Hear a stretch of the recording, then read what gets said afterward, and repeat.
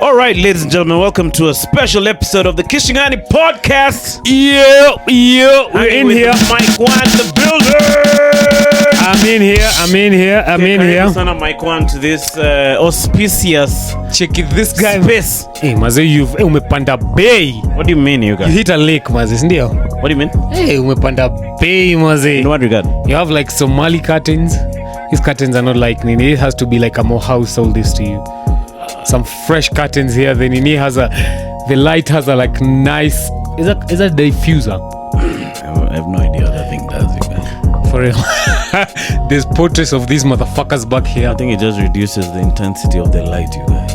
Yeah, it does. Inaifanya soft kiasi. By the way, you're the video guy. So what does it do? That net. It makes it like softer on our nini. Oh, on our appearance. That's a good thing. It's a very good thing. It's not harsh. What do you think of the lighting here? But we need more lighting, right? You could use more lighting. It's fine. But maybe another one like that. No, really. Then other ones for separation. Like I think exactly. So with those, they create such a like nice nini. Kama hizo za Gaobina. Exactly. Kuna msee alisema aliona podi yetu haina hizo razmataz. Maze. Hazina mashukshu. Akaidharau jo. Alisema hivyo word for word. Alisema, but he said after watching one episode he got hooked. Exactly. So I'm wondering how many guys have seen that lack of razzmatazz and not watched this podcast, you guys. Turns out motherfuckers love razzmatazz, nini. Yeah, it works. It's like a moth. A moth and light. I'm a bee. You know, bees are attracted to light. Huh? Yeah, like when you're harvesting honey from a beehive, yeah, you work a layer light somewhere. So they get distracted and go there like bitches. You have ever shot here at night? Yeah, there's not a chick I gave her 4 shots, huh? Chicky 4 shots. Cheki akia of my best yako wananiona. By the way, no, I have shot here. I did a podcast here with another guy called Sajid. Shout out to him, by the way. I think I know him. Yeah, he has a podcast called Coffee Pump Podcast. We shot between 7 and 10. I was on leave from Jobo at that time. Yeah. So I got to shoot with him in the evening. The problem with shooting in the evening is there's some noise which chomokas from outside. Because there's a party street up in India. Does it distort the sound that might create? You like can hear it sound. Yeah. That's why I put up these curtains. Like so that they can absorb. You can feel like the sound is a bit. I think everything's fine. Maybe I'm the one who can tell. Huh? Maybe you overthink kidogo. But you guys, how are you doing, Mazi? How have you been, bruh? Naona kofia bado iko. Mazi, nimeamua nivae kofia raundi. Inaitwa accessorizing. Oh, okay. Yeah. You guys, this is your look. You think? Nowadays. Sana unakuanga na kofia, man. No, I mix it up. I actually don't have another kofia side besides this one. Oh, right. So ni itu. I had another one. I went to a club somewhere. So this guy, alikuwa very mysterious, amekaa kwa corner. So every time I walk past there, nikienda like kwa bathroom, nikirudi akanitap. Akaniambia nimpe kofia. Nikamwambia nikupeje kofia yangu? Akaniambia nipe kofia ndio atanitumia doka nifanyie hivi simu. Some Somali guy who didn't even want to talk. So I was thinking probably he works in government, he didn't want to be seen hata kwa chill because he was very kwa corner nini ananiambia give me your heart, give me your heart. Nikamwambia no, I'm not giving you a heart. Akaniambia I'll give you 4K. Check him in comedian. Ulichukua do? You guy, you're a bitch. Check you guys, you should have said no way. I'm not. I did. By then I tried to hold the line kidogo. This guy was like, "I'll give you 3." Like, 3? Yeah, he started at 3. It was like 3, 5. I'm like, I can't. What do you think he was hiding from? What kind of joint? So probably he's like one of those nini. Wait, Bash is interrupting our sex. Yeah, man. They fuck this nigga. It's not Bash. What's up, man? You guys need the most light-skinned guy in the whole universe just came. You guys umse alikuwa shanza kuingiana, you guys. Yeah? You guys, this guy had already kubali, you guys. Bana jo. Yaja? Kwani mse ongea, you guys? Mwanzi naona shanga. Tuko pod. So, where you going? No, here. Sorry. You guys wanna join in like into this manenos? No. Tani relax kidogo. Relax. Punga hewa, you guys. Kunywa maji. Hizo stairs jo. So you guys, mbona what do you think he was hiding from? I don't know. It's one of those like I was like he probably works in government something. Alafu ataki cause pia the club ilikuwa so alikuwa take pictures like it was such a like just like a very out there type of club yani. You guys, have you ever cheated on a chick? Have I ever cheated on a chick? Hasn't everyone though? No, as in those ones of creeping around. You know, there's the one for komongaing. Yeah. But there's one for now you're creeping, like you're going to a club. You have to hide. You have to sit in a certain corner. For real? Yeah. You've never done that? No, but I've for sure if I've cheated before, you know, I admit. So you just cheated in a private place. You didn't cheat publicly. I just cheated in my own stupid, weird way. Did you feel bad after busting a nut? No. You know, it's funny when you hang out with chicks, when you're cheating with another chick, and then it's as if chicks sense, because most of them they call you. Chick, hi, how are you? Where are you? Chick, I feel like you're a serial cheater. Who? You. Why? And I just feel like you cheat like a motherfucker. No. Me, I'm a poor cheater. The time when poor doesn't mean you don't do it. No, I don't, because I'll likely get caught. Like, I'm not good at covering my tracks, buying a hat. Yeah. You guys, me, I can really be shikod. You guys, when I used to be a cheating punk, I really used to get caught by the chick I was with. So she scared me straight. Walai. Mazee alikuwa anani bust. Paka kuna time alikuwa ananiambia ma communications zangu na Odem. Na dem fulani alikuwa anaitwa Kate. Odem alienda America, you guys. So she was telling me, so you're meeting on Thursday. Oh my goodness, that's really good. So how are you getting busted? Like, where is my email? Your email? Because those days email, there was no Instagram and email or Facebook. This nigga so is cheating through email. She was an IT mommy. Check it. .com.w.kate. Hi. How the fuck are you cheating through email? Was a chick for Kiambu, you guys. She was hot. But that will do it. That will do it for you. But that chick was also a bitch. She was being considered by all my buddies. That chick really put my relationship at risk, you guys. Serious? Yeah, man. But you guys, I regret you guys cheating on that mommy, you guys. Yeah, and check you. She was a nice chick. Then you apologize. You're like, Isa was. I chewed at her, you guys, so that I can go and cheat fully. I told her it's not her, it's me. Check it. It is not you, it is me. Because I used to horumia her, you guys. I wake up at night na mpata nkingangana na SIM card, trying to wekelea. It became desperate. Alright, so a friend of mine jana alikuwa niambia nilifanya huyo dem vibaya sana, you guys. Walai. Check you guys ulifanya huyo dem mbaya. Check me. Hey, you guys you think so? Because she texted me and told me she had about my sis. Akaniambia pole about my sis. Yeah. And it was kitambo, you guys. I'm talking about 2009, you guys. I can never fault a guy for like the occasional cheat, Mazi. But serial cheating is fucked but up. That chick had, like, she dedicated herself to me. She even used to call herself my second name. That's fucked. That's fucked like up. Like she buys a book and andika jina yake alafu yang kisiangani. Ay. You guys, that chick was my wife, you guys. But you guys, my member ni nani? Chick, I'm to take my pictures zile za studio like as a couple. Take me, you guys. Take it. With another chick. So sad, you guys. But I've changed, you guys. So since that time, I decided if I'm gonna be with her, because I saw how it hurt her. The other day she was weeping, you guys. Yake yote. So after that, I decided I'm going to change, you guys, and I won't hurt someone like that again. You guys. Weeping like straight tears, like it was weeping from the belly, you guys. It wasn't even from this. Check it. Check it. Hey, huyu atakufa. But now she's doing well with herself. Yeah. Alipata another guy. Yeah, she got another guy. Yeah, that's the thing by the polite toys, you guy. Yeah, that's the thing. Like, I'm sure she really watches this podcast and hurumias me yake yote. Nah, check, imagine that guy is just podcasting. I used to let that guy cheat on me. How? Imagine chicks. Let's have standards, women. For real. There was a festival. This guy wasn't even in the festival. It was just one look at all the comedians on the festival. Emmanuel is not there. And I knew he ain't shit. He wasn't shit from the start. You guy, maze. So you guy, mainly quit career yangu ya kucheat, you guy. Yeah, but the thing, madam, once you've been cheated on, the next day unapatanga na like the best you can ever nini. You think so? I feel like but they are bruised. Those chicks are bruised. It leaves both men and women when they go through those horrible experiences. It leaves them bruised, huh? That's fine, but that's the whole point of life. Some scars here. What do you mean that's the whole point of life? No, you're supposed to be bruised. do you want to go through our life being green like hakuna kitu shai kufanyikia because now imebuild character yako to a degree that you couldn't even. There's no other way of getting that character built than dating a guy who will komonga every the only way near you.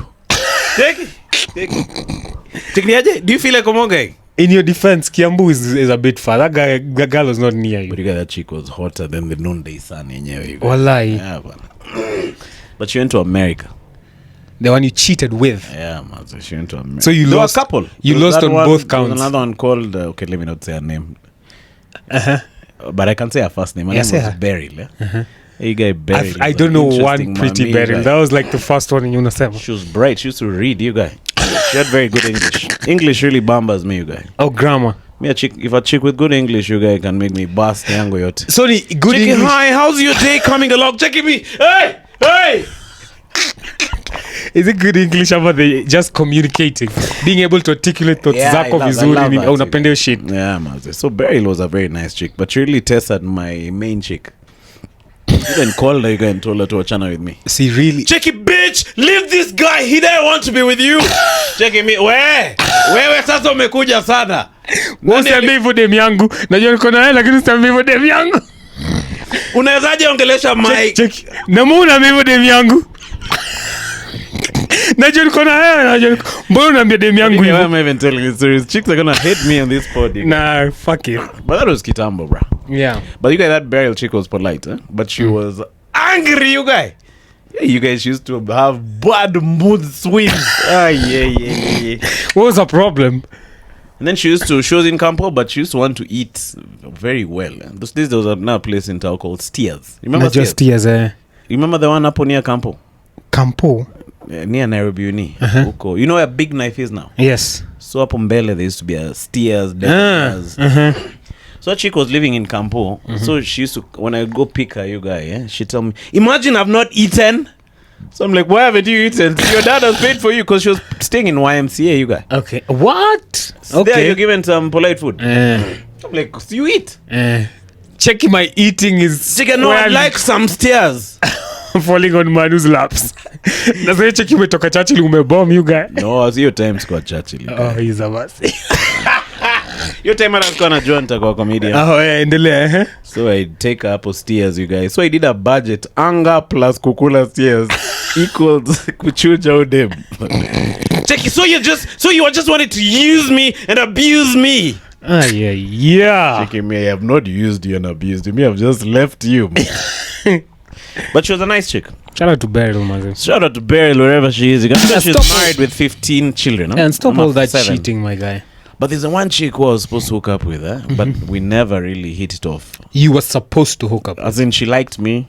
She could speak well. She wanted 7 kids. But I was just not into her sexually at all, you guys. What do you mean? Like, she ain't pretty. I wasn't... She was alright. But I never ever... The vibe was off. No, the vibe was awesome, but just... I never ever munjuda, I never ever komongad. What the fuck? No. It's going the other one. So I never munjuda, I never komongad. But she was such a nice chick. That would be very offensive to her if she even had found out that. Like, she didn't do anything. She did find out. See, she was asking me what's wrong with me. Chick, what's wrong with you, to be honest? Because we vibe, we laugh, we hang out together. You know, like, what's wrong with you? You know, now we would have had 3 children. Honestly. And you're not touching her.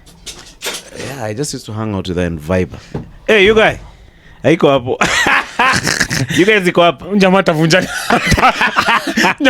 hii nyumba yote juu atakuchangia iko. You guy nilikuwa nakwambia story gani you guy? Venye ati this girl wouldn't do shit for you, man. Na venye ana commit and you don't even want anything to do now, damn. You guy, yeah, but no damn, eh? What was that chick's name, you guy? Roseanne, you guy. But see, that's like really like insulting. See, that's the most insulting thing. Mazum jamaa dai katata dem munju. But hata mimi nishaikuwa in such a position, yani. But like haujui ni nini, so you like let me be respectful, and then baadaye you like mazemba na kufanya shit. Yeah, nothing's worse than being respectful. Me, I think that she could have made for a good wife. Yeah. Oh, Roseanne. Yeah? In retrospect. But you're not fucking her. But she was skewed-eyed though. She was skewed-eyed kiasi. You think that was it? Yeah, I'm sure that was it. See you guy. No, her personality made up for the kind of skewed eye. Like it wasn't. It was like I never used to sit down and say, "Ah, yeah, udema kona machos kunde." You know, machos kunde. Skewed eye. Maybe she didn't see you guys together. Yeah. She couldn't see you guys together. Couldn't see the future. But you guys, that chick left and went to America, man. Every chick leaves you and goes to America. I wonder you guys. These chicks Ni are ule tu craving mmoja after mmoja you. jenda America. Ule mwenye nilikuwa na show nili the original. Yeah, that original chick was polite, you guys. She used to give me hand jobs of the century, you guys. Hey! Check me! Hey! Guys, to bust you guys! From a hand job. Hey! I think that chick went to Nairobi School of Hand Jobs. I think I'm so depraved. I don't think a hand job would do shit for me. Check it. Welcome to the class, people. All right, let's start with positioning. Now, let's rub the corona more than the shaft. Now the arrowhead is extra sensitive. George, karibu mazi to this podcast. Yeah, Asante maze. I mean, Mike One was telling me about his heart. yeah. I think ndio mganga wake huko Ketoi alimwambia this is the way to penya. Cheke usiwahi toa hii kitu. Inge hapa. Imeandikwa A. Manze. Nice. Ini ya kiongozi. But there you guys, your story witchcraft in Ukambani. Yeah. Did you grow up in Ukambani? No, not really. I grew up right here up in Nairobi. But even my Ukambani is not like, it's not Makueni Ukambani, it's not Kitui Ukambani. I'm from Machakos, Masaku. Tao. Not Tao, but close. So you guys Like are now minutes. like the urban. It's you not consider urban. yourself urban? No, Makamba? it's not urban. It's Ocha for sure. But I didn't spend a lot of my time there. Like naweza enda Ocha niongee na shosho yangu, my grandma. Kao. And she'll be like, what are you saying? Like, she's so annoyed because I'm getting like the tenses wrong. So we need David Masharia Ukambani? Not to that level. David Masharia mazi. Like neza chill na Check shosho it, yangu. not you, civility, no sweet is yonder lily. Check it, kijana ako very bad. Hana nidhamu. No, it's just like a talking thing. She'll be like, that's not how you say it. Alafu it's the nuance thing. It's how I pronounce. So utapata nasema like kuna emphasis on certain tenses za sieki. It's like naongea Kiswahili Kikamba. And they annoy her but anaelewa tu. But do you go there regularly? No, not as much as I'd love to. Hiyo story ya urogi, hujaisikia? Nah, hizo vitu ziko embellished. It's nah. Wewe umeroga wasa ngapi personally? Hakuna stories za urogi huko sijui. Ningekuwa najua kurogana. Ya maiji. Cheki mzee kwa stage kabla wasio kama. Kwa show zote nini festival. Cheki Mse anaingia festival headliner. Jackie Gala. Mike One. Aliingiaje? Gala. Mse amepiga roast ka that. Shit. Cheki niko gala. Next to a man, eh? When we'd fika shags, my mother used to pray and say, protect them from the evil eye. Just to protect us, you guys, from the evil eye. Apparently, my grandmother had some sort of sensory powers. She'd go to a compound, and then if there are hirisis in that compound, she'd get sick. So she'd say, let's leave, okay, obviously in Kiluya or Kibukusu. So she'd feel it, you guys, in her Now being. that I agree with. That I've heard of. But I don't know if that falls under Uchawi. Like my shosho would also be like that. Like the evil eye. If someone looks at you a certain way, like vibe energy, she can pick up on that pia. You guys, uko Naivasha kuna evil eye kwa shosho wako, you guys. Nangoja msee achange. The only closest thing to that ni nikiwa nini when you're on acid ama psychedelics nika unasoma intention ya msee. So remember that thing? You're telling us about it once. You can feel someone's For real, you guys? aura or intention. Mimi nilikuwa naona wase wako na like a dark vibe Cloud, like around there. Inanishtua mazee natoka. Yeah. Like over there. Not surrounding either hapa kwa kichwa hapa or just something in front round and then nini. Let me ask Just you. some aura hivi. Unaona hizo acid na psychedelics. crazy. If I struggle with weed, naweza manage, can I handle hizo stuff?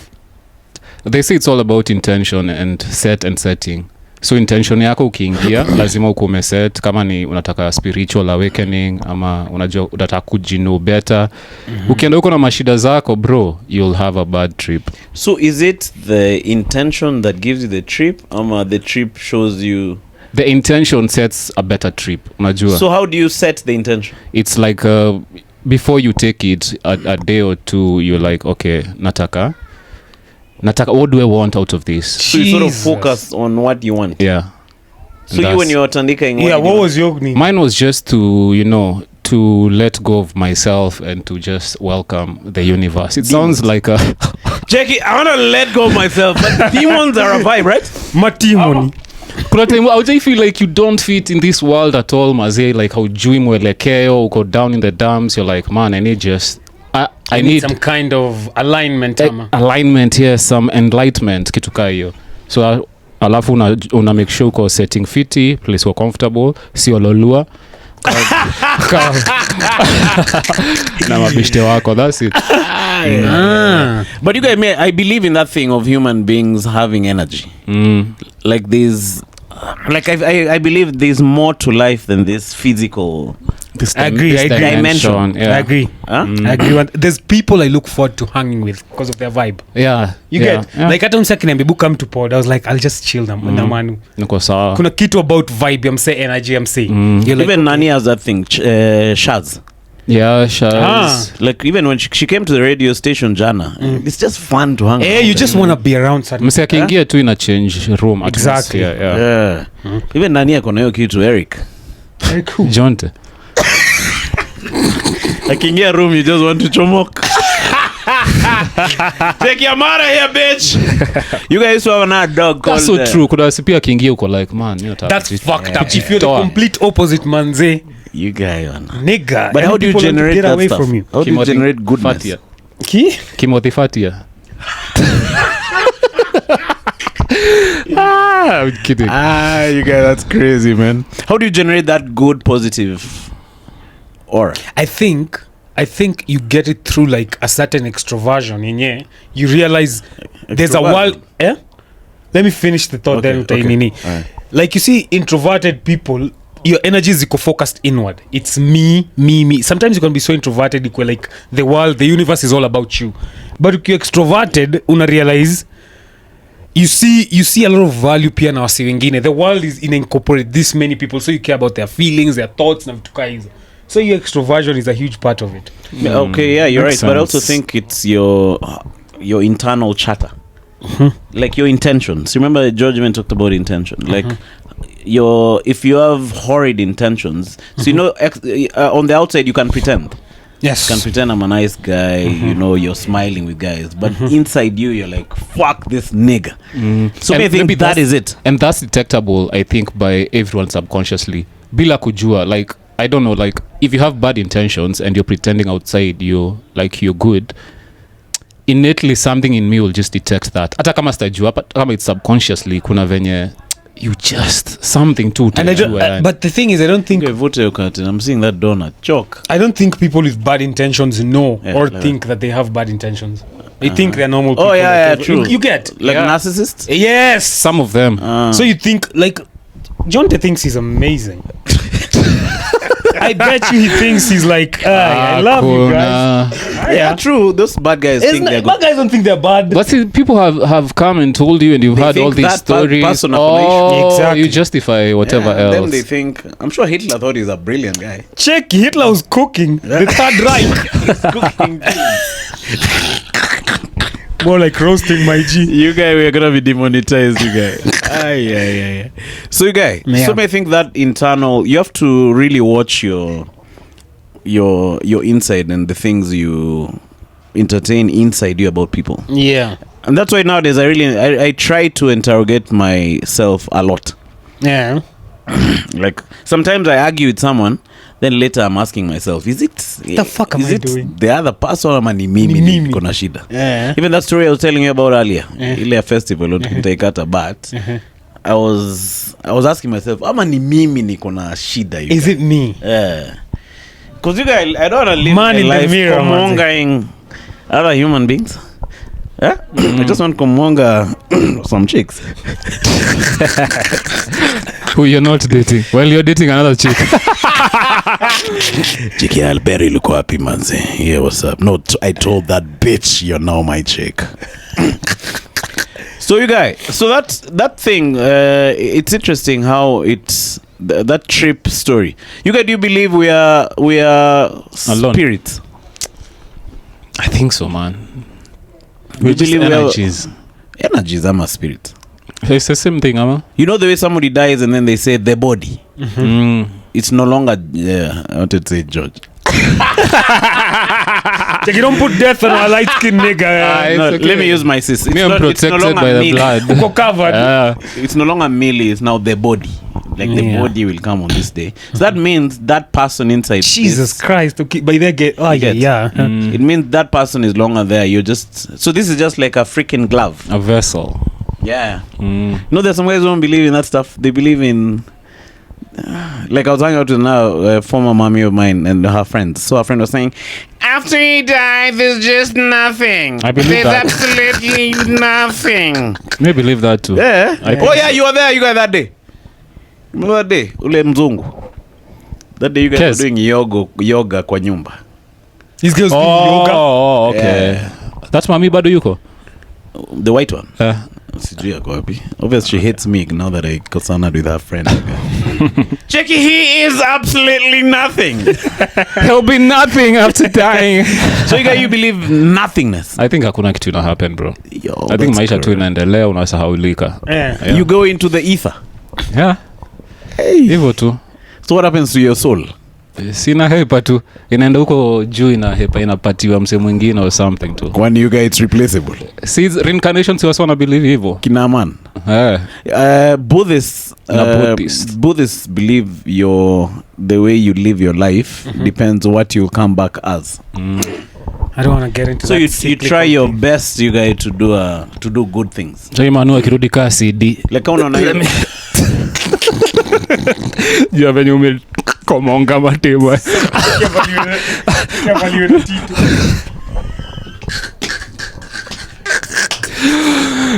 You guys. Emmanuel inamaanishaje? Emmanuel is a Christian name. God with us. God with us. Ukiva hiyo serious sana, Mungu please kuwa na mimi nikikomonga this questionable kifaa. You guys. So you have to do all manner of good things, you guys, to penya. Yeah. I think that's rough. You guys, how many good things? But what is a good thing? Someone said there's no good people and bad people. There's just people. Yani. Unajua? No, but see, there are good things and bad things. They are good. See, there is moral right and wrong. Is Kindness is a good thing, yeah. Killing is a bad thing. There are good people and Yeah. there are also bad people, like say Nanjero, you know. Tutablip. But yeah, anyway, that's a philosophical debate. Yeah, it's today. very But may I believe philosophical. there is an afterlife. What do you think it looks like? I don't know. May I believe in heaven and hell, you guys. But have you ever thought about dying, like your moment where you just leave this world? Let's scare you chomoka through your legs. What do you mean? For real? Yeah. So who told? Mama here. Utos. At where? Yeah, you guys. Ama your feet. Mama sianda.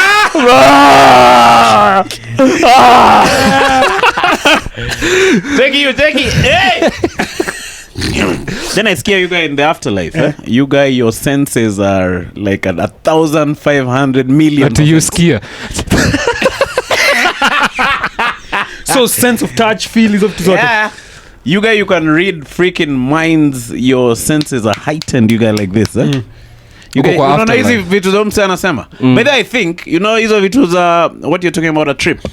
I think that you see the way you said your senses are heightened.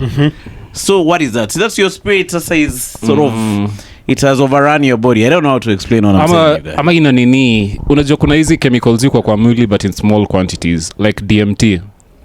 They are calling it the spirit, the god particle. Hiyo kitu in 30 seconds ushaingia in another. Now kuna mse alifanya experiment where alipatia like 100 voluntarily 200 people DMT. It's like acid. So in What does 30 DMT stand for? I don't know. Okay. Those long scientific names. Methyl triple or short. Yeah. So what walikuwa na report, there's something common. They spoke to entities. They saw weird colors and zinaitwaje, like 3D, 4Ds and other dimensions. Jesus Christ. That they were not able to describe. Yeah, to in describe. words. They were able to describe in words but not fully, and then walikuwa nasema they knew knowledge, walimpatiwa knowledge that they did not know, but once you come back here you don't have it, but you know that you know. Oh, How does that not send you into like a weird panic? And that's not one person, that's a couple of but your people. shit is send into like a fucking panic. You can. Okay, experience your shit. Like So You can go Okwambia, crazy. Hey. like when you go there, those entities are telling you, glad to see you back. Like we've been waiting Jesus for you. Like once you get Christ. there, if you're not fighting it, you just feel comfortable. You feel like you're one and you're everything. if you're not fighting it. Yes, now fighting it is another thing. Mtu ambiwa just usipigane na hii drug. Just go with the flow. I struggled with that too. But drug liache. But yeah, Fight that's your true. drug. But anyway, Must that's report some morbid weird things. shit, you guys. Yeah. Would you try it? What? Any of The that? trip stuff. Controlled, yeah. Z, you guys. Even controlled, you don't want to explore like what's out there. I want to, but I don't want to take any thing which will make Alter me, you and yeah, but Yeah. I feel like my nature is already very extreme. Like if I add anything, you guys, it will be To bust. supercharged. Maybe I won't even be able to come back, you guys. That's why I don't take weed. Yeah, but by then we have smoked weed na kuna time naona I can't handle this shit. Ndio nimeketi tu mahali nimerelax. Bro, it's getting ahead of me. Na feel yani. Yeah. Thoughts zangu zina race, hizi Zina contain. race, I'm wow. like, why the fuck do I smoke this stuff? How about heroin? Heroin has a different effect, though. Yeah. Heroin is like a dopamine, But- like a happiness type thing. Yeah. You just feel Euphoric. joy. Yeah, euphoria, just happy. Is it like Jabba juice? Also, some it's better than sex. Yeah. Jesus. But you'll never Christ. hit that high ever again. Huh? Now you'll keep chasing it. No, you'll get there. Oh, you chase the high for life. Yeah. Do you know a guy And you'll called? never- Do you know a guy called Atilang? Comedian. You know him. So this guy, he was on Howard Stern show, the biggest radio show like for the longest huko US.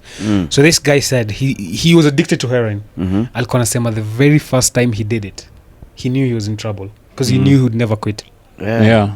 Damn, The first time he tried, he was like, Unajua tu, yeah, fuck, I'm this done. is I shouldn't have done Yeah. this. Yeah. Umse shouldn't aliingia have- into cocaine, trying mapua yake ikaenda hivi. Yeah, like it really shit. fucked him up, but he couldn't help himself. Mitch Hedberg too. Heroin addict. Oh, even Imagine. yeah. Even Nani, what's his name? Rodney Dangerfield. Rodney alikuwa anadu Yeah, heroin. yeah. Ah. I Even tell ya. even Nani, even Richard Pryor. Richard Pryor was Cocaine. free basing, yeah. Crack cocaine. Msa alijiwasha on fire, maze. Can you imagine? Shit. Alijiwasha. Jiban. Alikuwa na crawl kwa carpet akitafuta machangs ameangusha hivi. Ndio a roll kitu, maze. You guys, that is That's nasty. you guys, you've seen those zombies who in the States. Man. Like you're just Unasema tu hivi. The whole hiyo ni nini? so at that Ketamine. moment they're on a trip. Fentanyl. Fenty. So at that moment, what's happening in their minds? They're not there Awe uko. because you're bending lad in the CBD. Is Hata crazy. physically mazikoni unajisapotaje humu na mgongo. Yeah. But also, where do they get money to keep the habit going? Ama you suck someone's dick. You suck at whatever it takes to get Yes, it. You that's get why they're in the streets, ndio unauza property Kumongo in the ass. unazoniwa, just to get a hit of something Eish. different. But Kenya, we haven't reached those levels, right? Unasema course kuna some serious stuff going down. Time nilikuwa pale Watamu and I met a few guys who looked zombie like. Looks zombied out. They look like they're heading to zombie land now. But it's profitable, you guys, for the cartel guys. Very. Must be. Situanzishe hiyo biz tuachane na hii podcasting, bra. Kama tuanze kuuzia Tunapigwa viboko. Cheki imagine 5 years. Ushaona war dogs? Mjamaa anaanza kiza makate na kimasaji mabuda. Hey, anaanza kuuza ma-arms. Anaanza kuball. Yeah, that is, Like 5 years from now tuko tuna pesa. but you can't cool that money for long.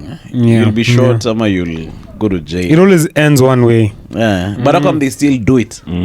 Because there's a thrill. There's a certain excitement to it. Yeah. Yeah. Because like life yako imeshift so drastically. Yani tumetoka hapa kudu podcast kwa private jet with all the buddies we want. But now someone is looking for you to shoot you in the ass. Fuck them. kuna security, kuna dosa hiyo. Like your head gets big in a way you cannot even understand. Pride, you become proud. Yeah. Plus it's high stakes. You realize kila kitu inaanga high stakes. Okay, Pablo Escobar alituma kitank hapo kwa Ministry of Justice. By the way, Can you imagine how crazy that is? That shit is ndoto tu A file tank. zake. Yeah, man. Jesus. Eh? Now I have a question. Let's say you're president of Colombia. How do you deal na Pablo? Like what do you do? Hiyo ni ngumu. Nigga. Reki squad, bra. Reki Reki ndo ni nini? wake. Reki ni yake. Reki anajua najua nti yako. Najua mali yako nimeshamjenga. Bruh. He had like too much money. Hapo ni unajitolea kanini ka suicide squad kam tukaa sita hivi unasema mission ni ku eliminate umse. So like a SEAL Team 6. Exactly. Uno train too quietly. There was one guy who wanted to kill him. He even killed his cousin, right? You remember the story? Yeah. He killed his cousin. There was one cop, was a serious cop. I remember. But now wakapata ukarao. Was it head of the Los Pepes? Yeah, but the Los Pepes. Los Pepes. Alipepetwa. Los Pepeto. Cheki Los Pepeto wamedeji. By then he dedicated his life to getting Pablo. They were actually scared of him to a certain extent. That head of because that guy wasn't going bribes. Because it came to a time where once you may lose the middle guys, the moderates, you're fucked. So Pablo started losing the average people in Colombia. They were like, all right, he's too much of a problem. Yeah. Get him if you can. Oh, okay. The moderates. The people who, it started with, he has money. He's hosting tournaments. He's giving youth jobs. So the moderates are still, Kuleido. But it got so violent. The guys in the middle are like, get him if you can. Yeah, because he said killing guys. Cops. Like cops, sijui a whole platoon wameangushwa. Serious, man. My bodies ilikuwa zinapatia kadna tu kwa streets, man. Hata ma pesa. Na pesa zingine alisahau. Digging a hole hapo unapata pesa hiyo. Na ukichukua $1 unapepetwa. Hiyo unachukua. And then that drug thing it's like a cult. You can't leave, right? Easy. You can't say me I'm chomoka. I think this is my last job. But there's also a prison you've created for yourself. You cannot kill 1,000 people after mkekesho ati you've changed. Fuck you. Kuna ule faka wa Afrika unamjua? Mgani? Ule dictator fulani alikuwa na mada wasio na wakata mapanga. Charles Taylor. Ni umse alafu akageuka pasta. Akageuka pasta. He's now a pastor. Unamjua? Yeah, like he was a man, anaitwa nani? Not a president, he was a gangster mazee. Ameua wase, alikuwa na chop mikono nini. What part of Africa? West Africa. Exactly. Alafu wakageuka pasta. Imagine alikuwa naenda kuomba msamaha tu wase amekosea. Aliua bro yako na akamkuomba msamaha. Alikata msee mguu na akamkumongea. Unachikiwa se tu mse hata hezi mwangalia kwa macho. Jesus Christ. Amekas like umseko like fuck. Sister ya mse bro yake alimada in the fucking streets alafu anakamkuomba msamaha hapo. It wasn't me. And I was okay, see then go to prison and pay for all this. Alisema no, I'm a change man, I'm spreading the gospel now. Bro, mimi na mada, mimi namdunga. But you can't spread the gospel in jail. Yeah? Someone will be spreading something else. Not the gospel. Yeah, but that's crazy. But even in Rwanda they did that, like some sort of truth and reconciliation. Yeah, but I think that's the only thing. That's the only way you solve for that kind of stuff. In Kenya they should also do truth and reconciliation of lands. Check it, I have 500,000 acres across Kenya. Yeah. You think that guy should return shambas? That's a good question. That's a very good question. But how do you return it? Return it to the government. Kuchukuliwa, yeah. But now the problem is, you'll take it to the government, right? You say I'm rubishing all these acres. Yeah, government. I don't think you should give it to the government. No, I'm selling to up easy 120 million acres. No, as a person, where do you get? How? Because like it's like giving it back to the government. No, not the government. Kinonyato own like provinces worth of land. Yeah. It's 500,000 acres. That should be more than that. That's like 300,000 football soccer stadiums. It's bigger than Seychelles and many other countries. Exactly. Right? There's people who live places. Kumbe ujongi 20 squatter. What do you do with that huge ass shamba? Nothing. Most of that is not even being used for anything. Yeah. Man, by the way, this past weekend someone was gonna show me Northlands. I think kuna chum flani wasa wanaingilia. Wakidu? Kiva maship. Hizo maship nasikia unapigwa na urogi fulani meja ukichukua na kasi ya wazae wasaperi. Cheki doramenya ide do pare cheki pwa. Your ass starts getting watts. You get watts on your assholes. You get mad. Jesus Christ. Take a dump. So you have to rudisha that freaking dopa. So you naenda hosi akambia ni Northlands umetoka kuiba. But you guys, how come you can allegedly steal land, right? But sasa ship zikibiwa you like how come it's a different story? I don't think anyone will cast you. Even me I think those are how come he didn't cast Rigiji and they were invade land yake which Kasa ka lose job. Oh, okay. Cass is working though. Yeah. Cass work like a motherfucker. Check him Mutuse. Okay. This guy will get impeached. Check him. Check him jamaa ko impeachiwa. hana kazi you guys. Hana You guys mboka. jobless you guys just chopping laps you guys. Kuko Texas akijipanga. So yeah, may think like that land repatriation, but the question is, how do you do it? Good Like, do you give it to guys? Because the British government gave them money to resettle a lot of peasants. Yeah. Yes, But sir. them they bought those shambas. Him and his homies. Yeah. They with that money, right? They bought with their own money. That money. And then they also knew opportunities of where you can get land, so they'd buy it for cheap. Exactly. But why did those guys do that? They put us on a very horrible trajectory. Exactly. They planted a very bad seed. But you guys, do you think like every generation has ills that happen? But these guys seem to just continue with their lives. Okay, you guys. Like if you read about Belgium, so I was telling you about that book I'm reading. See, the king of Belgium komongad Congo yake yote. But see, Belgium King has Leopold. some of the highest standards of living right now off that rubber terror. Trade, whatever. yeah. But they seem to be just living their lives. I look at all these Western countries, the history of slavery and all that shit. So yes, they UK. apologize and say that is UK. They apologize and say, yeah, we did bad things. Britain, but there's yeah. no what's it called? Repatriation. Repercussions. Yeah. Huh? But you know that the bad So us thing. guys doing living good lives, following the good path. Yeah, these other Komongaras just Komonga and You know the weird thing is. their generations enjoy the wealth, you guys. Yeah, the weird thing is we start assuming that there's other people are bad people and us guys are not bad people as well. Unajua, we just assume because those guys are white, alafu they colonized us ati wao wako but we are fucked up also. We have liars in government, we have thieves. Yeah, how No, come that's all human beings are fucked up. Ndio nasema that's Are a they? good place to start. Are they equally fucked up? I'm saying before that inciting incident of colonization, kila mse ako fiti. But wao mbona walikam kutufanyia. But listen hivyo? though, at a slave trade, like guys were selling each other like kama mini hapa chief. Africa. So we have to admit kila mtu ni mbaya. We cannot say like ni wazungu. Oh, yes. You get what I'm saying? Yeah. So ukianzia hapo, it's a good place to start. We are all evil. Now let's have a conversation. Unajua? So should we There is lesser evil. Should we not feel bad for taking advantage of people? Alafu hapo unaweza isema maybe slavery in our terms ilikuwa na some unajua mimi nikinyanyaso na Emmanuel mazee Ni polite ni polite kuliko some fucking mse I think it's the opposite. I think of all people who know that is battered wife syndrome. Exactly. That's like Stockholm's. Sindio, makes sense Yeah. but mimi nilikuwa So it didn't have any cultural significance Nini? slavery ya nini Africa yetu kwa wetu.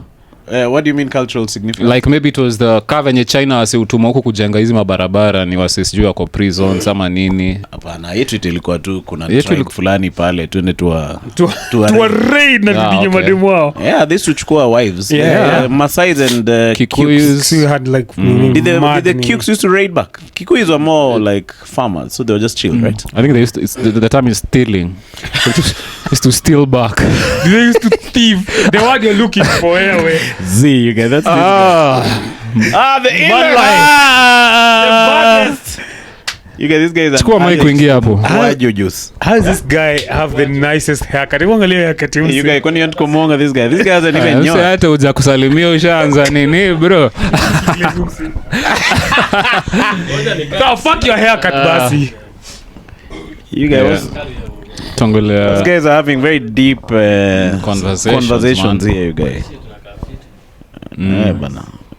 Unasikia sound is a bit better. It's different. Even the lighting is better. Is it? Yeah. I don't know if it's better. But anyway, so you guys, I believe there's a mic here just in case you want to jump on. Tuko ndani. Tulikuwa tunasema nini? Tulikuwa Oh, I tunasema was saying, we're talking about that slavery. Yeah, so I'm within telling you, ourselves. I'm telling you, the problem is as Africans we always feel aggrieved, like we're the victims. We're really not. Slave trade, we were selling each other. So the moment you admit, PS, we are criminals, we are corrupt, we are thieves, it's a good place to start. This guy has a theory of everyone who's successful is an asshole to a certain yes, degree. it's like when they say like every great wealth is behind like a great injustice. She's your phrase. It's the same thing. Like ndio unye is balling, but at what cost? at the cost Motherfuckers of are our landless. ancestors. Exactly. But you too see us, we are rivals with the other tribe. Okay. So you can chalk that down to like it happens in war, but us wanakam kwetu cause they have this mentality that we are inferior. Unajua wako more civilized, so wanakam just to, it's more of a taking advantage from their point of view. I feel who now the wazungus, yeah, because them they're not doing that amongst them, sindio? I think they were they were like who? the British would terrorize the Irish.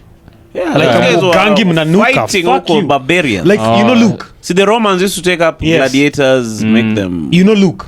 Yeah, Luke. Luke Guinness, hates British people. Irish people hate nini because they colonized them first, and they used to like really despise them. Always pitia sijui kwa pivu, pitia huku. So you say Monica slavery from wazungu ilikuwa different from us. No, like the reason tulikuwa colonized ni venye like Singe kwa kamera hapa. Hapa mazee guy. Sinagoja mninvite naona tumekuinvite maraka call mse. Pole guy, kitu inazimika at any given moment. Yeah, nasema ni venye like venye walikuja huku tulikuwa na hiyo culture ya we are very hospitable, we are very kind. Like basically wali take advantage of your kindness. Like tulikuwa very welcoming to the white man, unajua. Mamisho ndio walikuja kwanza, si ndio? But should we have chased them? I feel like tungekuwa more cautious about them. Unajua, it's like not every stranger is good news. So si tulikuwa tunaona hawa ni wageni, you know, wenye tumetreat kama kulikuwa nayo ni ati mgeni akikuja kwako na acha kumonge wife yako. Like we were very si kila mse but like to the extent that unaweza acha mse akumonge wife yako. Tulikuwa so open to ni yeah, but pia walikama katu help kiasi. Yeah. Like they would set up like a small clinic. So what fuck a clinic. Serious guys are tulikuwa na medicine. Hizo ugonjwa walileta huko. Zibo. You guys had medicine. It was a long con. Wait, remember we apply grant again? Check your French embassy watch Michael. Embassy, listen to me. Uzi anaenda kukata hii clips hizi wazi akiapply. You guys, those clinics schooling them. They're savages. First of all, those guys came with they're savages, all of them. Illiterate bastards. Savages. You see, these natives, the problem with the indigenous man. If you read Chinua Achebe, he was saying, ndio walikam, kuna kitu ilikuwa inasumbua wase, pest diseases na infant mortality. Watu hiyo wanakufa like you cannot imagine. So a white guy atakam na bike yake a set up clinic. Aoneshe kuna kitu inaitwa Panadol. Kuna kitu inaitwa aspirin. Mtu wako akimwona kichwa si lazima adedi. If you have twins, don't take them to the bush and kill them. Yeah. They're just normal. Oh yeah. So check vitu kai hizo like small maybe it was a mixed bag of beans. Exactly. There were some white guys who had good intentions, maybe 2 out of 20. But now the majority rules. The 18 were obviously here to Komongas. Can you go imagine going to a place guys don't know the value of their shambas, you guys? Yeah, and then their rivers. The time you guys in your where you're coming from, your umieng, you don't have wealth. Mazeme can really settle there yangu yote, and then I wake up first, you guys. It's so weka ena hivi, alafu teremshe hivyo perpetually. Alafu employ. Like even the concept of like fence and like even the term landlord, like haikukuwa inawani. But what was wrong with us guys with not exploring the world? So not even we were chilling exploring the world. Tulikuwa tu sawa, we had everything. Tulikuwa comfortable. Like part of the reason now I say walikuwa hebu imagine una sail, una take a voyage sijui from ni. It's because huko kulikuwa na like the weather winter was horrible. They did not have food kama sisi like so ni ile like ukamtaani by the sea like it's not an option. So walikuja wakapata Africa mazee kuna abundance and then tulikuwa tu sawa tuna haraka na vitu. Unaona hao wametoka from ni scarcity huko by the that's why kulikuwa na scramble and petition like si hatakuwa na haraka hiyo si tulikuwa nayo in abundance. So walikuja wako like fuck tusipochukua hizi vitu saa hizi taisha because they know themselves. You remember that? But sasa hiyo inatoka wapi? Hiyo wako na kaubaya kaini human. No, it's more so environment. You remember that video you sent of Yodem? That explains their behavior. Yodem will say she's gone viral at this point. Oh nani Mumbi. Shout out to Mumbi maz. Shout out to her. She remember what she said. We didn't that was a whole word salad. Alisema nini? So the concept of time is we are living in the future. In Africa. In regards to this conversation. So alisema in African culture we don't even have terms for like future and vitu kaizo. We always live in the moment and refer to the past. We don't have a picture. It was some deep take from a book she read, right? Yeah, but it first of all it's true and second it explains a lot of Kenya tunasema hapa. What did you understand from that? Yeah, I understood this. There's something about your, like, you see what he's describing, environment, harsh climate conditions at Kaizo. They force you to be prudent and think about posterity. Yeah. When is the next winter? Will I be ready? Will I have storing? You have to keep preparing. Yes. But us guys, we didn't have such harsh nini. Or conditions. Exactly, you're sitting under a tree, tunapika ugali. Moratina, bro. Tunakunywa maratish, tunadinya madem. Isaac Newton alikuwa Mwafrika you guy. Hapo linaangukaje? Kwa mekaa tu chini ya mti you guy akaangukiwa na kama tunda. Like tulikuwa na abundance fulani exactly. hiyo ni. But also we did explore actually, like ukiangalia some of the earliest explorers pia kulikuwa na Africans within that. Haikuwa European. Yeah. But we didn't build our own seafaring ships. Haikuwa highly documented kabisa. Yeah. Like you'd find black people in places where it does not make sense unless they travel but there. us among ourselves we didn't build our own ships. But why? No. But Why we travel within Africa. Si tulikuwa tunakaa the same place. Were there any Africans kule kwa coast Mombasa, like I think they were. wale integrate na the Arabs people. So the guys would go in and tell guys where they can raid some slaves uko ndani. Motherfucker. Ule mse wa Ken Beda, unakumbuka mse wa Ken Beda sijui King nani? So hii topic ilianza aje? I can just mimi niliingia hapo akawa kashaanza. Kila mtu anaingia. Narushiwa hivi azimoto. Ni bamba mazee. Cause say no history yote ya white people na nini na black people take ya mic ya enyewe like tuna come from just one POV of they've taken advantage of us but we were still doing the same thing. But I believe your shit, man. I still want to believe white people you think us guys evil. were nice guys among ourselves? No, not definitely, but I'm maybe still we saying it's a bigger evil coming for them to do that to us, man. Yeah. Sisi tulikuwa na some nini fucking horrific cultural things. Kama mwizi alikuwa naekwa kwa ki east affair bees ki barrel inajazwa mabees alafu inaroliwa downhill. Kawe ni mwizi. Hiyo ni Kikuyu. I think that was Kikuyu. Hey, that's a big barrel though. Yeah. Where are they getting this big barrel? Cheki mzungu. So there's something called you have to stand trial kama umeambiwa kitu mbaya. Usiweke mjama. Mpe chance ajibonge. Kujibonga. Cheki No. Ingia ndani. Innocent until proven guilty. But I feel at the end of it all, like, because si tunaongea from this instance yenye si tuko personally mimi naongea from this instance saizi mimi feel as someone who's born in Africa bro unaanza hii race like if you're compared to your European and American counterparts unaanza hii race ukiwa nyuma sana and there's a direct correlation between why those people are so ahead of us. Exactly. Because all they have right now was built on the backs of us. Everyone else. A huge injustice. Shout out. Yeah. So that's why mimi nikika hivi let's compare na msebenya ko 28 years old in US. Wacha ni fuck up the conversation more. Do you think like kuna different kinds of IQ, but do you think kuna kitu about them having more intellectual capital? Yani wao wameka so much value in like education, values za Christianity, values za family, na ita build a society na propel even more. You got Europe right now, they're not very Christian-y, but a toy who's like 18 or 19 or maybe 20 has a freaking PhD, you guys. Exactly. Because the Gava has sorted all those things out. All right. And the reason they can afford to do that is they're ahead of us, as Bash is saying. They've used all these resources they took from us. And they're still taking. These guys were barbarians. So this Belgium guy, he raids the Congo, takes all the money and reinvests it there. And those how are you going to be on the same level with that guy? But walianza mapema kutushinda. I'm talking like industrialization yao ilianza mapema kutushinda. Yes, so they are ahead. On our backs.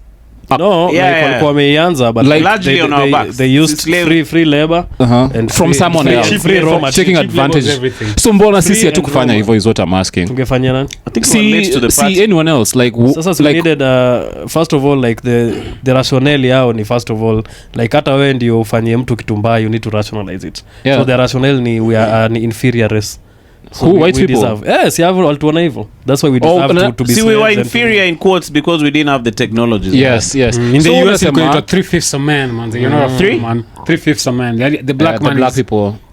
3/5 a man. Yes, he's Oh, not like okay. a full man. Oh, that's what they'd say. Yeah. Damn, you guys. So you can have voting rights na vitu kaa hizo. So unasema wao wali civilize mapema because of their harsh conditions. Yeah, they had to, the weather conditions was harsh, constantly changing, hawakuwa na food, hawakuwa na nini. Hiyo ndo ilikuwa wanasemanga necessity is the mother of invention or something. Yeah. We didn't have the necessity to do all these things. We were okay. Because tulikuwa sawa. You What get about nailed. kids dying and all that? Atungefikiria tuende mahali tutafute, you know, I like think our level of thinking and research ikuwa imefika hiyo level. Hey, you see now, it's a hard But also, conversation, but it's something unaweza You can't talk about health without speaking about hygiene first of all. And I feel like Europeans were not the most hygienic people. But see, Yeah. the like plague- why so much stories are Asa wako na oga. walikuwa na kojoa kwa ni like hawakuwa ati Asa hata sahi wa But oga. they clean discover and those us. things on an ongoing basis. Like somebody discovered if you just wash your hands before. You're fine. Yeah, you see, like, Germs inadae. don't you think ati sisi hatukuwa ifikiria like we still had hygienic practices? But maybe it wasn't that kiasi. level. How come our trees Even were for dying them like that? it wasn't that level too. But pia But they discovered earlier than they us. contributed most of the diseases that we have. So walikuwa nakuja like nilikuwa naangalia story ya Hawaii, like the way the British really take over Hawaii and then like the moment they landed there, bro, like they wiped out almost 90% of the Just population disease, from just their diseases that they were carrying. Yeah, true. Like that's actually a fact. They were using biological warfare against the locals. Jesus Christ. So umesoma about how the Maasai they got some mad sexual transmitted diseases, you guys. Nafikiri mbona urukaruka hivyo bro? Manini zinawasha. Shit is burning, nini?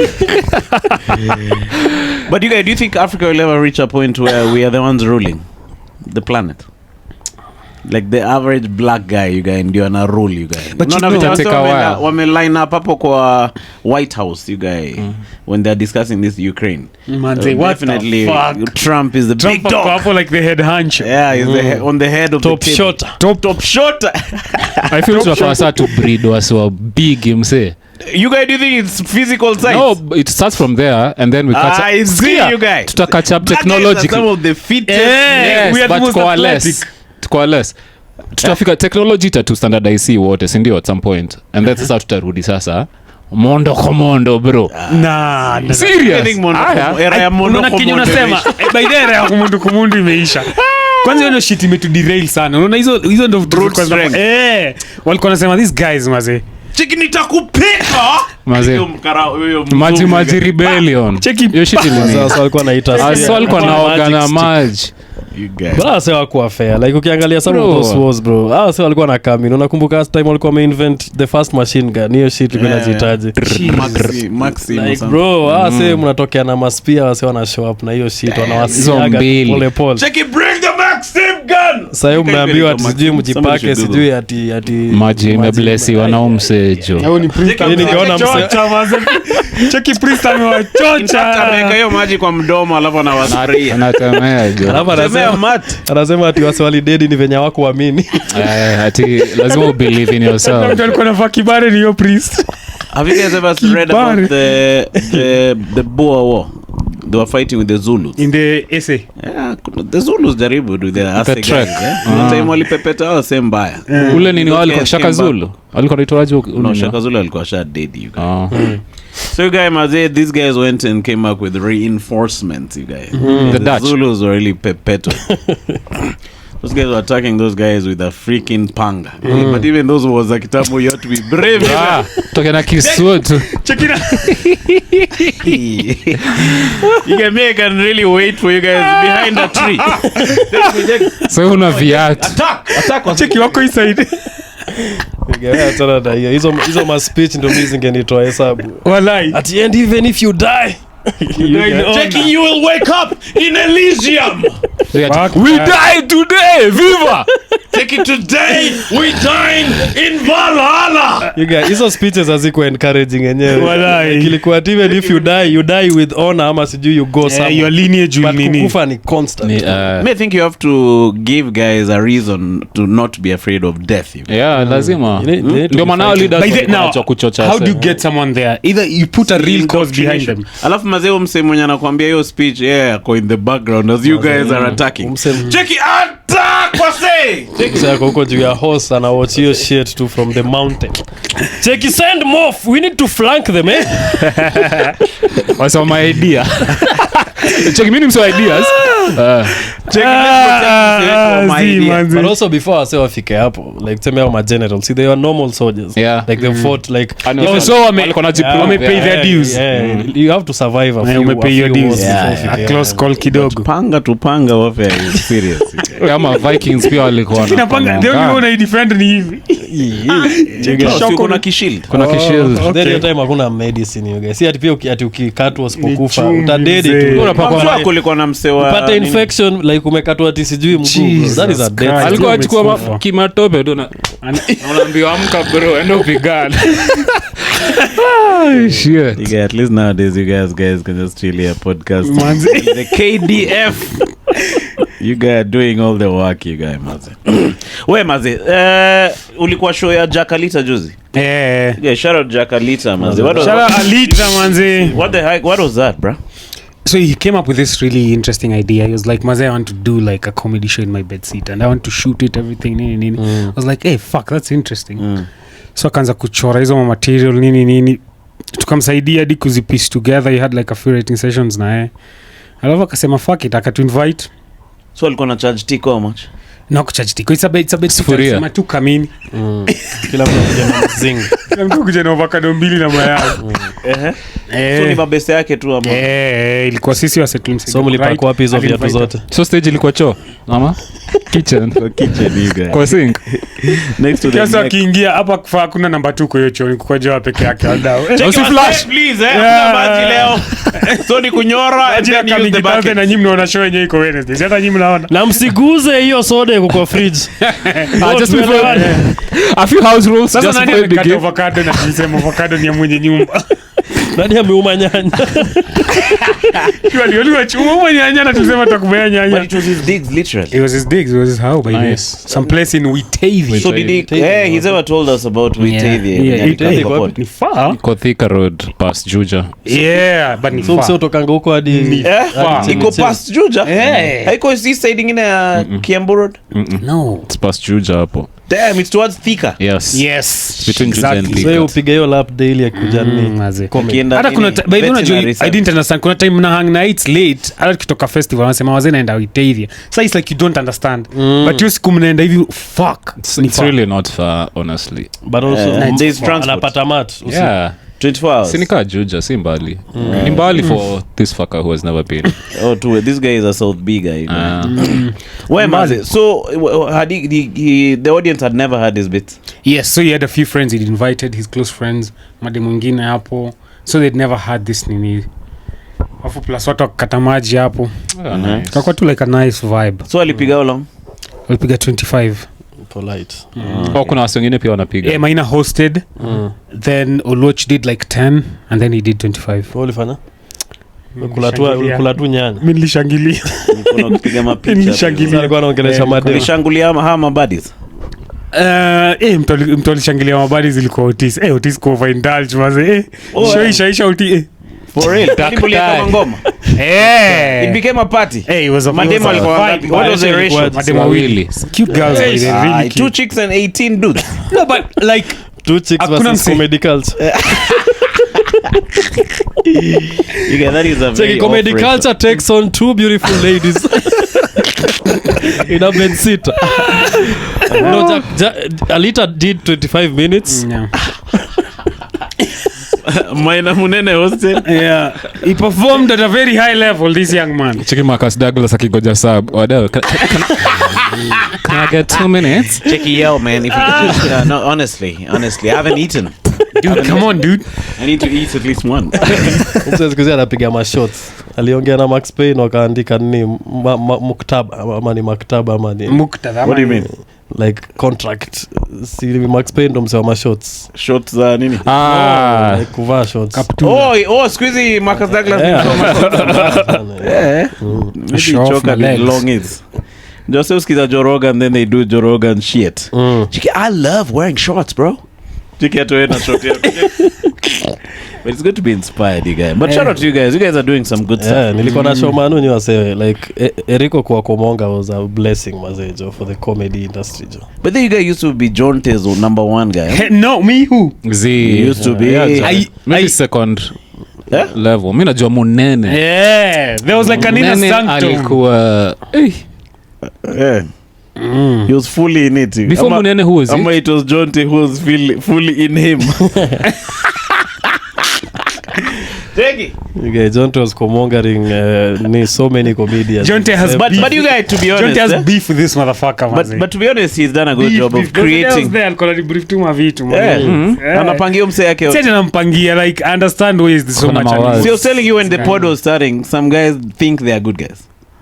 I agree. Yeah, I agree. It's strange, you guys. But credit to him for jengang you guys, so to speak. Yeah. He produced a certain squad. You think he'll komonga more people will come? You're new school, Leo. Like I can even. There's a poster in nakumbuka like all of you. Kina KK. Yeah. Then you wote Ule dema kuongea mkachujwa kizungu. Alikuwa anaitwa kiujumla. Wangu. Hey, shout out This to guy is Wango, you like, guys. this is the second time Wangu nikiwa hapa. Ako wapi What happened Wango, to you them? guys? Alikuwa na jugs, you guys. Sikusema hivyo. Umesema. Yeah, sound kama no. You guys, man. Manu. Don't even say such things. The moment we mentioned your poster, nimejua tabringa for them. See you guys. But So ilikuwa Wango, wewe kina Maina alikuwa ama alikuwa No, shachujwa? no, Maina alikuwa sasa like his henchman. headmaster. Yeah. Okay. So he was putting together everything. Ilikuwa mimi, Otis, Master, KK, Marcus, Nelly was there. Marcus anasaudiwa kwa list zote. Check it brought together by pain. Yeah, amejituma maze. It's nice to see you. You think there'll be a new squad of Komongaris who are gonna graduate soon? Lazima. Yeah? There's guys who are funny over there. No, but now it's just an influx of really many new people. There's very new faces. Who Me, I'm waiting for the next squad. Alafu Now plus, podcast. Si washaanza people and Check it so kukakuaje huko. so and then chukua tishu ndo hii. Saidi chukua serviette. Mike na Maina ndio wanawapatia.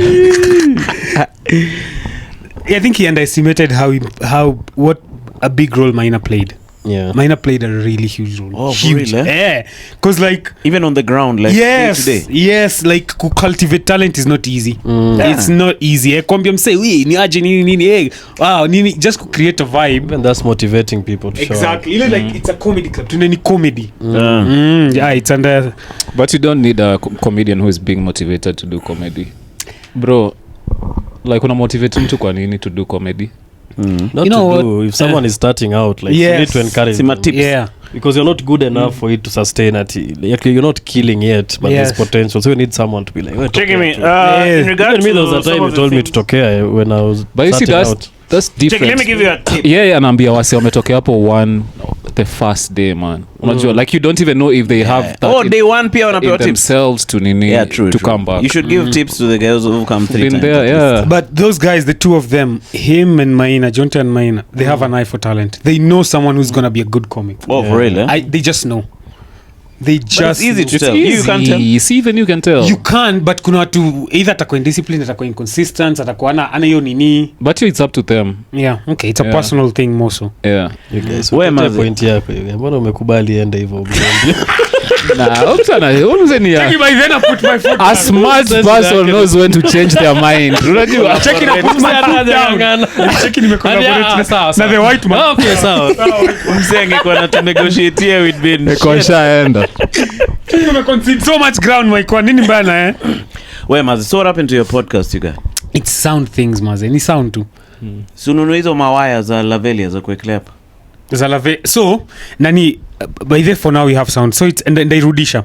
Nani Eric amesema I can use this sound. Who's Morioki it? tribesman. Oh, okay. So utaombaomba tu paka. No, I'm in touch with Davey. Who's Davina? Davey is like his production guy there, pale tribesman. So tukiarrange naye and I can get the sound naweza shoot. So bado unashutia huko Chemichemi. Yeah, that's easy actually. It's easy. So Eric aspoke sound. So hiyo ni contingency, si ati una depend na sound yake. It's like unaitumia tu ukijua it's not mine. Eventually you'll have So to find a nakupelini? solution for you. Jamani. Leo. Kesho kutwa. So utachukua saa ngapi? Alafu mmetext. No, mse anatoa my excuses zingine. Benza you guys. Check it. No, shida yangu ni sound. Sound bana. Unajua? No, ni kama unisikii man. Manu, unajua ni kama Sound issues.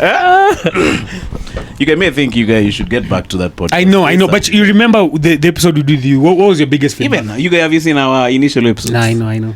But I understand where that kind of harsh criticism specifically from you is coming from. Because you're a podcaster pia. I love PSC to do your shit. Yeah. So na get. Hadi ukiniambia self-produce your first 100 episodes. Mjamal kwa nilini hapa.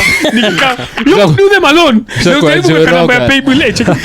Mse ana include wazeka avate kwa script yake ya kupiga pod. Check no, Daga ataleta sasa mics. Alafu sasa sound ni kitu yenye Eric analeta.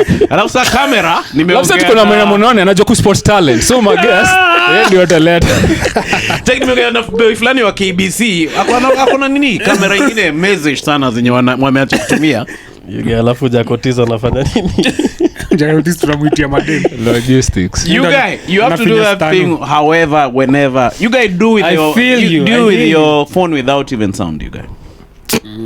Nice too. Record video tu watu wasisikie. Just have it out there. No, una project. So guys, welcome to the 58th episode. And we are self-producing up to episode 100. Umepiga episode ngapi? Like almost 10, I think. You guys ushaona ma YouTuber venye wanapiganga ma vitu zao. Hao wase wachali you guys. Hizi ma sijui aesthetics. Mtu anachukua viti mbili, anakaa mbele vitu za plastic. Anapiga hivyo you guys. Sauti anaitonga sauti ya ule boy wa TikTok. Na kona views like kama aitonga sauti ya ground. You know that guy? Sauti ya ground. Sabato. Sabato has a decent setup. My bad. Okay. Unajua Sabato? Msa anaingilia Andrew Kibe. Is the new Andrew Kibe you guys. Cheki bien mimi nakwambia hizi vitu zako za kishebedu. You guys chuja wife wako kwa production yako honest. Nilisikia akiingilia mwafu. Alikuwa anaingilia mwafu story gani hata nimesahau. Mtu ingilia kila mtu. Hatujafikia rada yake. Anaingilia mic check. So kuna hii podcast sasa ule host mazee anapendanga kukanga hivi Anakaa vishebedu. Alikuwa anasema mwafu ni kipavat. Kunyonga. Unapewa mboka kwa redio. Bado utunze mboka. Alikuwa anasema ati mwafu alikuwa anakomonga before ingie radio. Anapomonga. Aje hivyo. Sasa si ati before uingie kwa hiyo station lazima kukomonga. You guys that's yeah, Sabato alikuwa anasema hivyo imagine.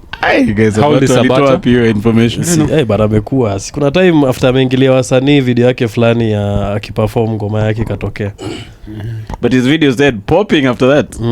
Kitambo they used to have like 3 comments. But mbona hate mazee ina sell you? That's a good question. Hate na ina permeate mbaya. Yeah, mazee guys. Sasa kihetu msewe kei nini? Yeah. Kama hiyo clip yangu mazee ya John Telly tembea sana you guys. Ilitembea? Yeah, you guys. But did guys know who you're talking about? Yeah. And angalia comments they knew. Did you say punchline? I didn't say punchline, but I said Dave Chappelle in Kenya. Right. Yeah. Damn, so people in the comments were so what were they saying in the comments though? Mostly they were like, useme tu jina. Shoot direct. Guys really love gossip, you guys. Yeah, guys love that. We are to your head too, Anyway, so mic one, you guys. I think we're gonna preserve the energy. So what are you plugging, you guys? I'm not plugging anything. I'm here chilling, talking about life. Midoko na podcast ya kuplug. At least hizo episode nini? Umepost hizo my episode. Nimezipost hizo za kwanza. Wapi? All 10 of them ziko on my YouTube. Channel yako inajitaje? Mike One Comic. Mike One Comic. Okay. Chiki Mike One Comic. By the way, jina Mike One ilitoka wapi? Mike Willis. It's just a nickname. Someone like I used to have a neighbor alikuwa anaitwa Peter. He just started calling me Mike One. And it just stuck. Plus I liked it. So nikai keep too. You guys Peter, you guys really defined your destiny. Shout out to Peter. Peter Kishape, my comedian. But he still follows me. He lives in Kitale somewhere. Alikuwa like a girl. Alikuwa tuki. Anafanya nini Kitale you guys? He's working over there. He works for I think for KCB Bank huko. Oh nice.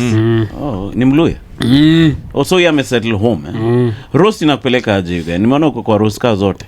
Oscar zote sana mada ya pili ng'ombe season ni kazi zote there have only been 3 check shout out to you by the umseli killed roast ya nini maze unajua like unajua the thing about your roast maze you cannot it's hard to step away from your own self because uko constantly unafikiria how will I perform how will my jokes play kwanza ukiangalia msaki perform Stano is killing then this guy goes bro kuna time nilikuwa nimecheki hiyo video kwa hivi tu like hauko at all Eh, like, so unaweza- Oh, your mind was somewhere. unaweza zone out.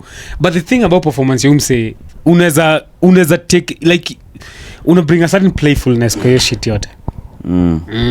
Like you didn't even write your jokes and ulikuwa na host nazo, just having fun, so ilikuwa like an interesting thing kuona.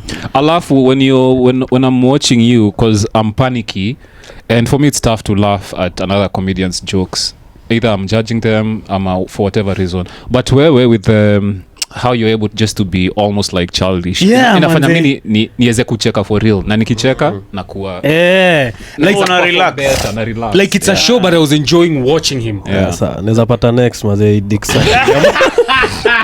Check it na glaze boy. Umevamia hiyo hata mimi. But you kweli. You guy, But even for real you. So ulimroda. But mbona wase uchop ma jokes zako? what do you mean? Like nilikuwa na watch like hizo mavitu unafanya hapo katikati hizo I don't know. My editor, si ndio? Bore me, Man, you guy. hata jokes Mbona wana fix wanakataa? nyuma Like hata man. ukiwatch intro ko like there's no way crowd iko warmed up hivi tu.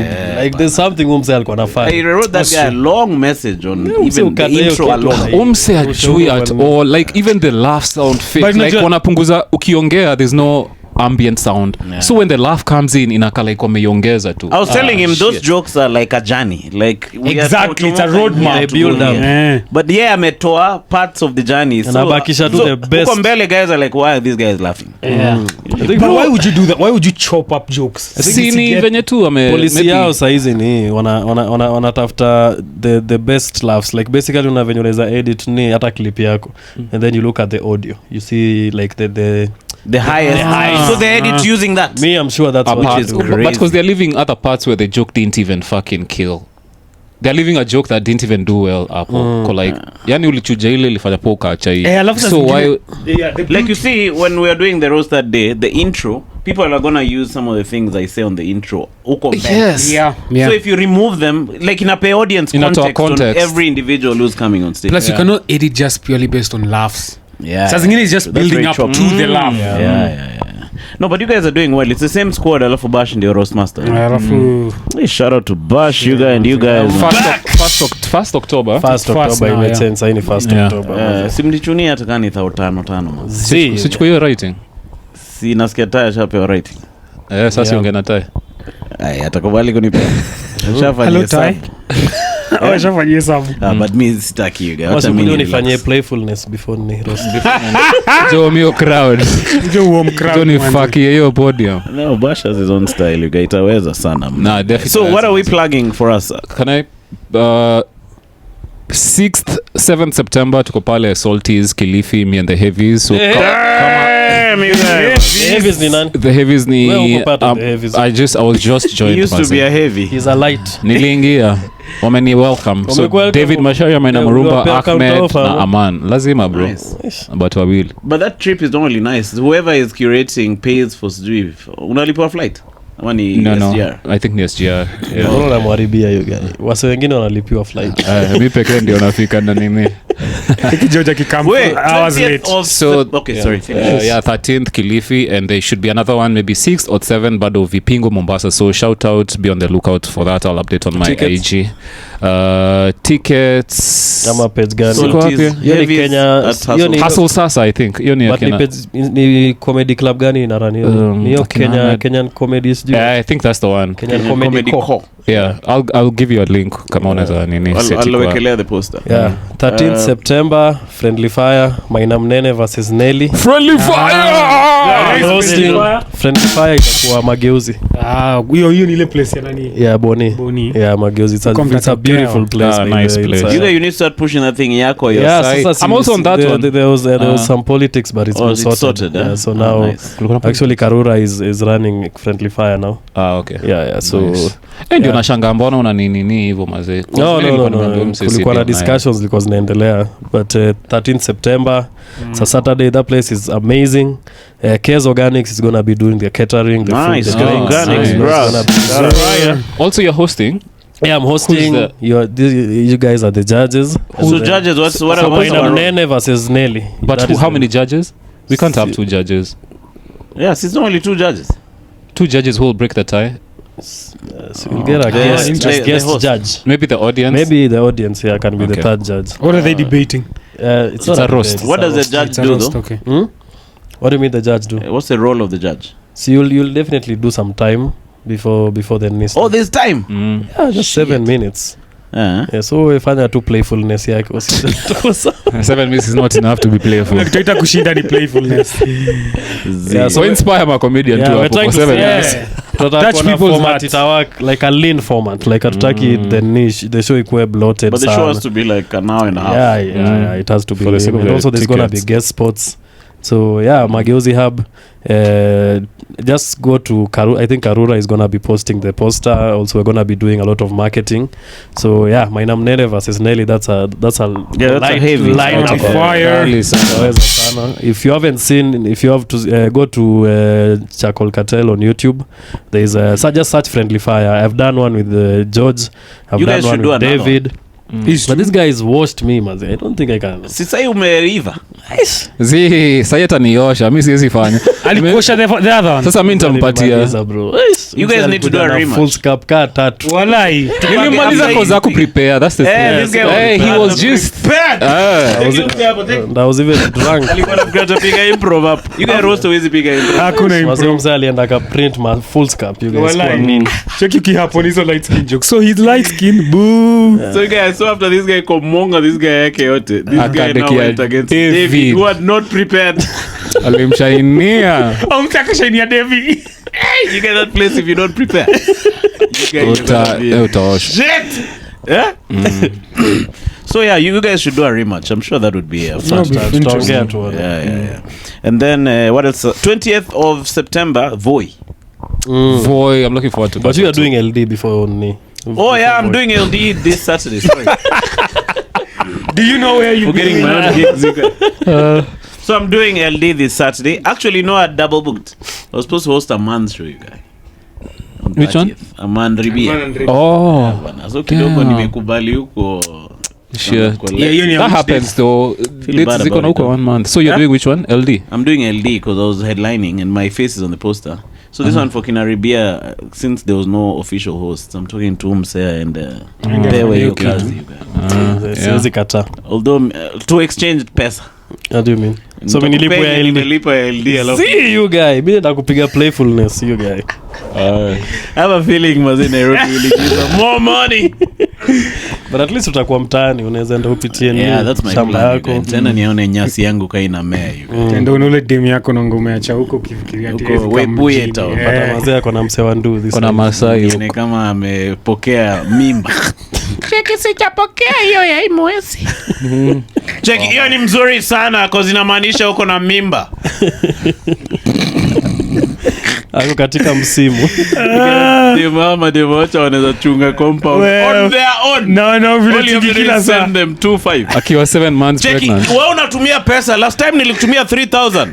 Haya, wacha nikutumie 2,800. bro usipomtumia unajua atakula hizo maweza ukuta za kuzanga hapo hivi Wewe 3000 unamaliza aje? Gorogoro mbili ni how much? Kwani hazikumea hizo mimea? Cheni mchezo. You guys unaenda wote unarudi na vitu you guys. You get a tray of eggs, you get one chicken. So I'll be LD on Sato with Stand Up Collective. I'll be headlining alongside Nelly and I think Tito. Titus. Titus Mutai. Itakuwa hapo Noble. Yeah, Noble Hotel. Shout And out. then 20th tunaenda Voi. If you're on Zige and you wanna join in, how are you gonna do that? we can tell them on the next one because hata si atuja kuna wasosha You books can ndio make an official announcement Yeah. on the- Elvo. on the podcast. Okay. Just make a clip and then post. Oh, Yeah. okay. Yeah. Yeah. So there's a trip to Voi, 20th of September, but you have to pay for your own accommodation and SGR. So I think that's the information I'll check. you have to So, sort yourself basically Yeah, you have to sort yourself out because now we'll go on a hike. yeah On Sunday we'll go on a hike somewhere huko Voi. Alafu Friday we'll get there on Saturday. Saturday after Ken Beda atatukomonga. pia Alafu mimi recovery sio overnight. can bed peke sio bro So Friday I think the day we fika maybe podcast and just hanging. Alafu Sunday hike. hike Monday It'll be mazee Monday tunarudi. morning. Tunaenda job from the SGR. yeah Yeah? And then 1st October mazee, mimi, Mike One, Stan, George, who else? What's his name? Ty. Ty. we're doing the roast of Bolo Bespoke and Yeah, the research work is in by nafanya You guys are busy. Sorry, you guys. Shit. Yeah, but at least I have 1 month to prepare. You guys nakumbuka zile roast girls mefika Bro. 1 week like unapiga roast Tuesday. Next week wengine. Tuesday manze. unaandika You guys, are you feeling pressure though? Are you guys feeling pressure? Yeah. Are you feeling you're feeling I think it's There's a more feeling you feel. because hawasi wajulikana. yeah, That's- to we me, don't that's know the thing. much about, like someone literally put in the comment. You guys read that comment? Ati mnaharibu hii just Jesus Nah. Christ, delete your Mtu comment. aliandika- See, me I Hey. liked. Hata nililike your comment. Uli like? Cause we felt the same thing too. Shit. But also ni ile ni like imefika point people are now interested in doing the roast. So eri uanze kukimbiza msee umforce afanye ama mseme yako interested. True. That's true. That's a good point. Because now you'll find someone me atasumbua hata tokea maboni Boni session. session. Yeah, that's Hata post like the way they treat it It's ni kama yeah. it's wacha siawa sana nilipa, so they don't like on the day of ndo msee ana post kwa stories zake yeah. Like I feel like I say they've been gracious, they're excited about it, they've That's been true. posting. That's true. You'd rather have that. I'd rather have that than Yeah, someone true. when it seems like we are Attitude. trying to Yeah. force Appease them them. to yeah. Mazena ni alifanya roast hata ajai post ajai fanya nini na Nani? kamene nadi aliwapea namba. But haijatoka I think. Yeah, but but after that, yeah. yeah, like Yeah, like say even you on are the part day of of something. Yeah. But Kamene did well, you guys. She did really well. I think she was a Big very up good sport. Kamene hapo. I feel like she like compartmentalized Big that up. whole experience and just moved on. Yeah, but so then see you guys. Cheers, Mike One, for coming through. Yes, sir. See you guys in the next one. Bye. Exquisite.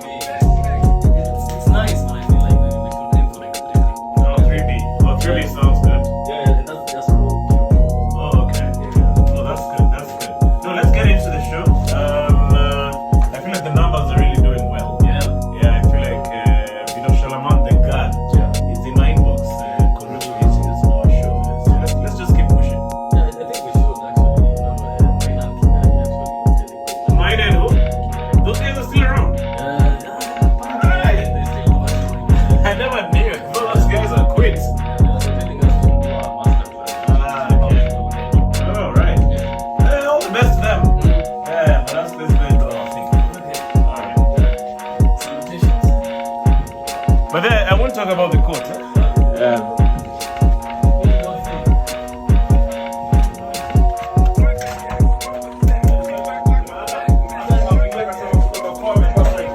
Let's go.